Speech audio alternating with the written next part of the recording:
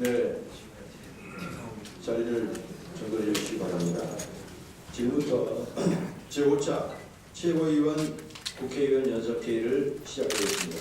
국회에 대한 경례가 있겠습니다. 모두 분량에 바로 서주시기 바랍니다. 국회에 대하여 경례.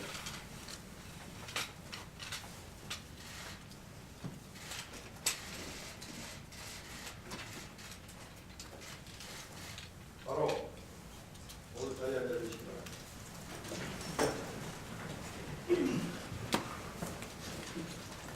조배수 강 대표님의 모두 발언이 있겠습니다.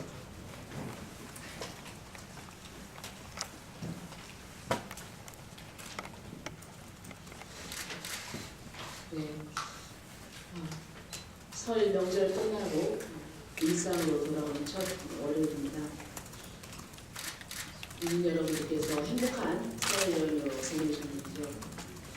연휴 기간 동안 평창 동계올림픽에서 스켈레톤의 윤성빈 선수가 금메달을 선사하면서 우리 국민들한테 세배를 알렸습니다. 그리고 또 1500m 여자 스케이트의 최민정 선수가 500m 때 7개월의 아픔을 훌훌 털어버리고 건강하게 또 금메달을 목에 걸었습니다. 참 기분 좋은 그런 연휴였던 것 같습니다. 그러나 또 언제나 경제가 문제입니다. 설 연휴 하루 전에 GM 군산 공장이 문을 닫기로 했습니다. 어제는 미국 상무부가 트럼프 대통령에게 우리나라 철강에 53%의 관세를 부과해야 한다는 보고서를 제출했습니다. OECD 국가는 실업률이 줄었는데 우리는 실업률이 악화되고 있다는 보고서도 발표됐습니다. 설 연휴 돌아온 이 상무 문제는 정말 어렵습니다. 소상공인 열의 9은 너무 급한 최저임금 상승에 종업원을 줄였습니다. 남은 사람의 노동 강도는 더 세졌습니다. 중소기업들도 인건비 상승과 매수 부진으로 어려움을 호소하고 있습니다. 문재인 대통령에게 묻습니다. 지금 이 어려움이 경제 구조조정을 위한 진통입니까? 아니면 고용 대책 없는 소비주도 성장 정책을 만드는 침체의 모습입니까? 위기를 위기로 여기지 않으면 더 큰 위기가 찾아옵니다. 저는 문재인 대통령께 세계 고위정경이라는 사자성어를 드립니다. 위기를 찾아서 잘못을 바로잡고 기울어가는 것을 바로 세운다는 뜻입니다. 저는 정부 여당에 서민경제 회생을 위한 여야정 정책회의를 열 것을 제안합니다. 지금을 놓치면 지방선거 전까지 경제정책 방향을 바로잡을 기회가 없습니다. 빠른 시일에 여야정 정책회의를 열기를 바랍니다. 그리고 또 GM 군산 공장 사태에 대해서 민주평화당은 오늘 오후 3시에 정동영 의원이 대책위원장으로서 그것과 관련된 대책을 위한 간담회를 실시하고자 합니다. 또 그 전에 1시에 원내대표님께서 말씀하시겠지만은 GM 군산 공장 노조 관계자들이 장병환 원내대표님을 예방을 하고 또 3시에 같이 그 관계자들이 그 세미나에 참석할 예정입니다. 이상입니다. 네, 이어서 장병환 원내대표님께서 모두 발언을 하시겠습니다. 설 명절 기간 동안 국회 파행에 대한 국민들의 비판이 다가왔습니다. 설 연휴가 끝났으니 이제 국회도 일을 해야 합니다. 민생과 민주를 위한 일법, 그리고 국민들을 편안하게 만들어주는데 정치권이 올인해야 합니다. 이를 위해 우원식 대표의 5당 원내대표 회담을 적극 환영합니다. 당이 당연을 떠나 여야 모두가 민생을 위한 국회 정상화에 적극 나서야 할 것입니다. 우리 민주평화당이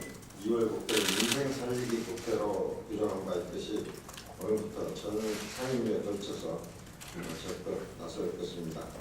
현재 가장 시급한 것은 헌법 개정과 사법개혁 그리고 눈앞에 다가온 지방선거를 위한 선거구제의 개편입니다. 이후에 국회에 헌법 개정 및 정치개혁 특위와 사법개혁 특위가 설치되어 있습니다. 하지만 헌법 개정은 정당 간 공방만 하고 있고 선거구 획정은 지방선거 예비 후보 등록이 지난 지금까지도 지지부진한 상태입니다. 특위를 조속히 정상화해 적폐 청산과 국가 개혁을 완수해야 합니다.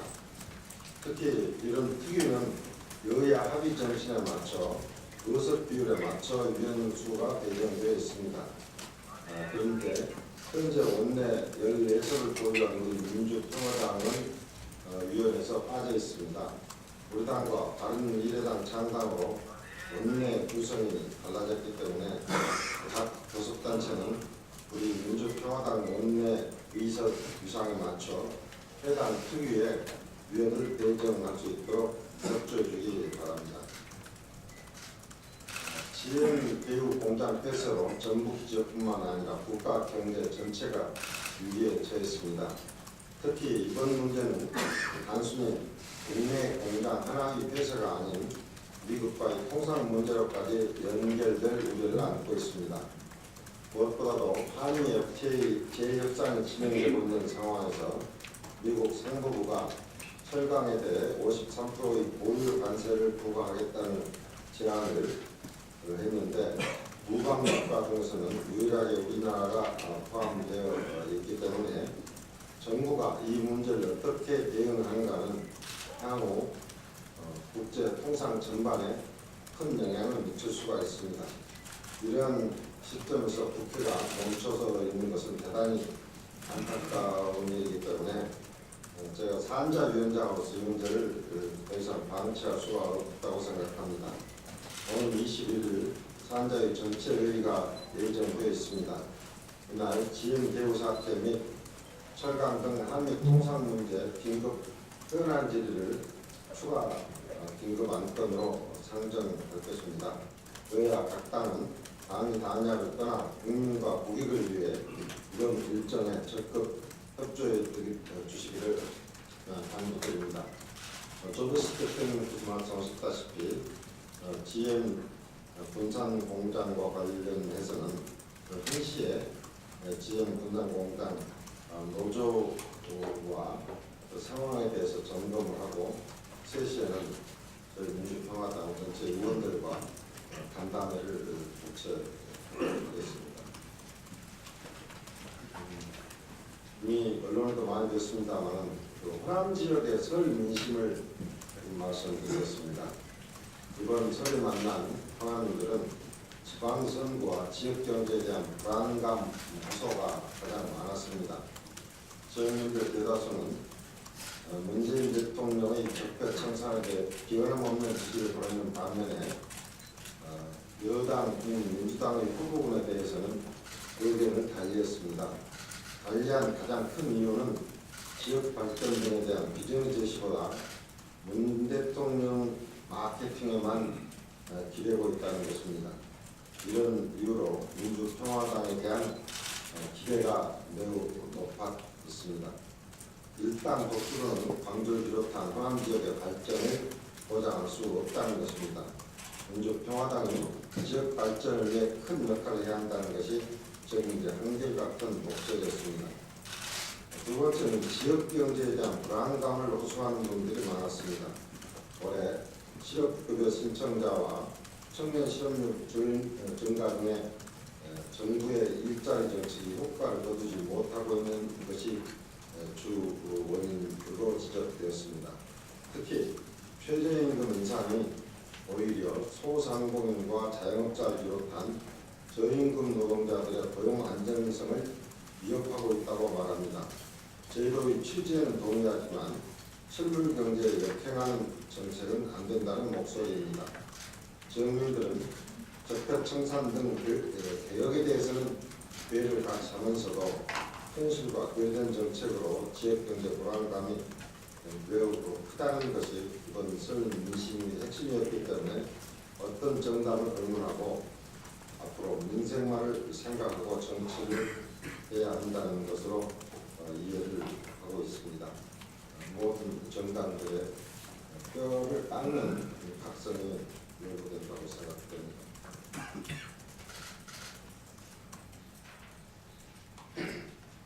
금년의 이례적인 한파로 전남 지역의 농가 피해가 매우 심각합니다. 해남 지역의 월동배추 생산량이 평년 대비 10% 감소했습니다. 해남의 월동배추 생산량은 전국의 80%를 점유할 정도로 매우 큰 비중을 차지하고 있습니다. 또한 강진의 화훼농가는 엄청난 난방비 부담을 호소하고 있습니다. 전남을 비롯한 제주와 충청, 강원 역시 한파로 인한 농가 피해가 큽니다. 정부가 한파 피해 농가 지원에 나섰지만 대파비와 농약 지원 등 땜질식 지원에 불과합니다. 농어촌진흥기금의 대출금리의 하향 조정이나 농자재 외상대금의 상환 유예 등 직접적인 금융 지원 방법을 강구해야 할 것입니다. 아울러 농업재해보험 대상 작물의 확대와 농업수익보장보험 확대 등 재해보험을 확충하는 근본적 지원책을 마련해야 합니다. 최저임금 인상으로 농업 분야 임금 역시 작년보다 13% 이상 올랐습니다. 하지만 한파로 그리고 AI 등으로 농가의 총 수입은 줄어들고 있어 경영비는 늘어나고 수입은 줄어 농가 소득이 심각하게 떨어졌습니다. 우리 농업이 처한 총체적인 어려움에 응답할 수 있도록 민주평화당은 농가 피해에 대한 신속한 복구 지원과 함께 최저임금 인상에 따른 농가 지원책 마련에도 모든 노력을 기울일 것입니다. 좀 깁니다만 한 가지 갖는다고 좀 말씀을 드리겠습니다. 평창 동계올림픽이 성공리에 진행되고 있고 우리 선수들의 선전에 대해서도 정말 격려의 말씀을 보냅니다. 단순한 성적보다도 중요한 것은 이번 올림픽이 평화올림픽이라는 것입니다. 88 올림픽 이후 30년 만에 열린 올림픽에서 북한의 참여와 남북 단일팀 성사 등 평화올림픽을 전 세계에 알리고 있는데 여기에 그쳐서는 안 될 것입니다. 올림픽을 계기로 시작된 남북 대화가 북미 대화로 발전되어야 합니다. 평화가 곧 경제입니다. 남북 평화 체제의 정착은 전 세계의 우리 경제의 불확실성을 제거해 다시 성장을 이어나가기 위해 가장 큰 전제 조건입니다. 설 민심에서도 한반도 평화 정착에 대한 국민들의 높은 관심을 확인했습니다. 그런 측면에서 우리 민주평화당의 약칭을 민평당에서 평화당으로 바꾸는 것이 좋겠다는 그런 요구가 많았다는 점도 참고로 말씀을 드립니다. 우리가 앞으로도 남북 협력 그리고 북미 대화로 발전될 수 있도록 모든 지원을 아끼지 않을 것입니다. 이상입니다. 김경희 최고위원 모두 발언해 주십니다.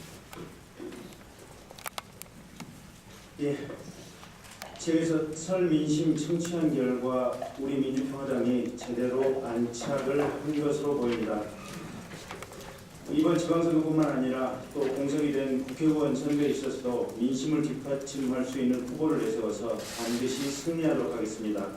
또 선대위원장, 공천심사위원장에 공정하고 균형감 있는 인사, 또 동시에 외부 인사를 영입해서 어느 정당보다 경쟁력 있는 선거를 치르겠습니다. 문재인 대통령이 남북 정상회담에 대해서 우물가에서 숭늉 찾는 격이다 라면서 속도 조절에 나섰습니다. 옳은 판단이라고 생각합니다. 우선 민간 교류를 통해서 화해 협력 모드를 만들어 나갈 필요가 있습니다. 광주 비엔날레에서 올해 9월 북한 그림이 전시될 예정이라고 합니다. 이런 문화교류를 통해서 서로 간의 도리를 높이고 소통하면서 대화의 물꼬를 터야 합니다.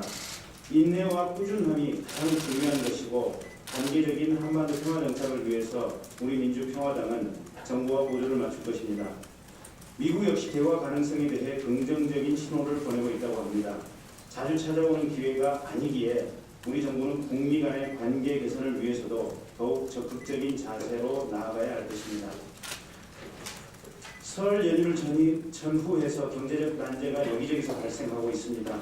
작년 중국의 사드 보복에 이어서 이번에는 미국발 통상 압력이 여기저기 나타나고 있습니다. 철강 53% 보유 관세 부과, 또 트럼프 대통령이 GM 금산 공장 폐쇄 예정을 자랑하고 있습니다.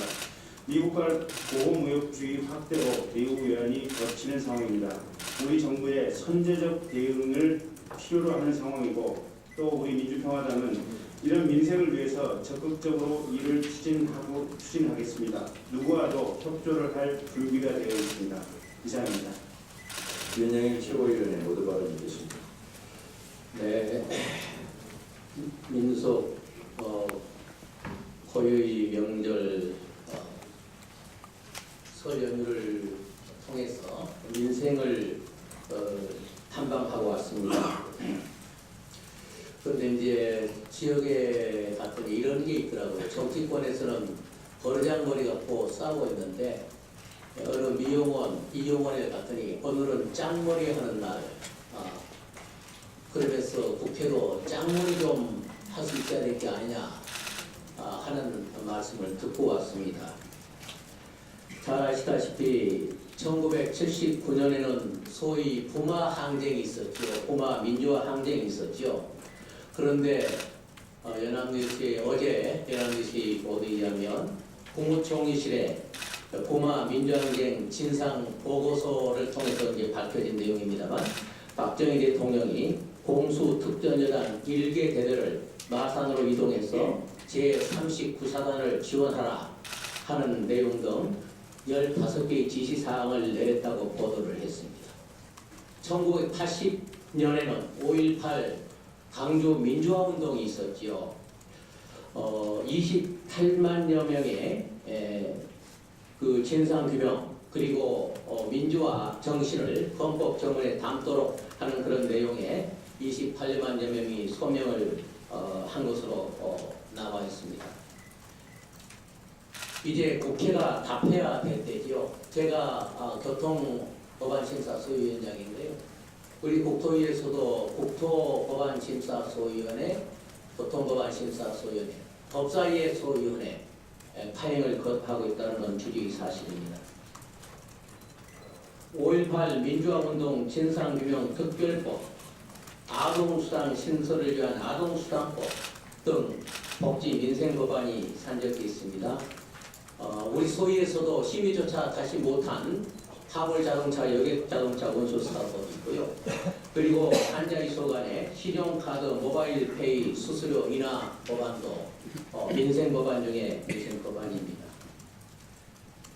아울러서 지방선거 광역의원 선거구 확정을 위한 공직선거법 개정안 맹돌고 있습니다. 어제에서 말씀을 드렸던 것처럼 이제 5.18 민주화 운동에 대해서 누가 군 투입을 명령했는지, 발포 명령자는 누구인지 국회가 답을 해야 될 차례이고요.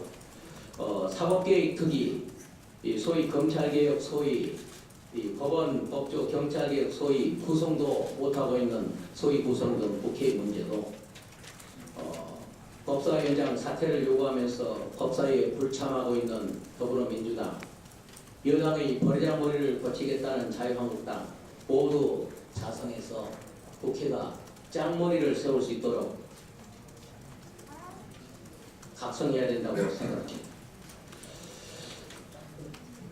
이번에 이 농어촌 지역에서는 헌법에 또 그리고 이 각 당의 정강정책에 농업의 공익적 가치를 포함시켜달라 하는 요구가 많았던 걸 알고 계실 겁니다. 저희 민주평화당은 그러한 부분을 직접 반영을 한 당입니다. 그와 더불어서 우리 원내대표님께서도 말씀이 계셨습니다만 재해보험의 가입 대상이 확대되게, 그리고 생산 안정제를 도입하고 있는 여러 품목들이 있는데요. 그러한 것들도 농수산물 가격의 안정을 위해서 생산 안정제의 품목을 더 확대해야 된다는 그런 요구, 그리고 오랫동안 잠자고 있던 부동산 소유권 이전 등기 특별조치법의 조속한 개정, 도서개발 촉진법의 조속한 개정을 통해서 농어촌 지역의 경제 활성화를 도모해야 된다 하는 요구가 많았고요. 그리고 재래시장을 당연히 저희들이 많이 돌았는데요. 재래시장의 현대화 사업 이런 것들도 지원이 너무 아쉽다. 그리고 자금 대출을 중기자금 대출을 받고 있고 하는데 그러한 이자들이 턱없이 비싸다 하는 요구들도 민생의 차원에서 저희들이 살펴야 된다 하는 것을 명심하고 있습니다. 여러 위원님들께서 언급을 하셨습니다만 우리가 지켜야 되는, 미국과의 관계에 있어 지켜야 되는 흔들릴 수 없는 동맹이 두 가지가 있습니다. 첫째는 안보 동맹이요, 두 번째는 경제 동맹입니다. 첫째 안보 동맹에 있어서는 북한과 중국과의 관계도 중요하지만 더욱더 갈등의 소지가 있고 문제의 소지가 있는 미국과의 안보 동맹, 국권이 지킬 수 있도록 하는 게 중요하다. 거기에 균열이 생겨서는 안 된다고 하는 우려가 너무너무 많았습니다.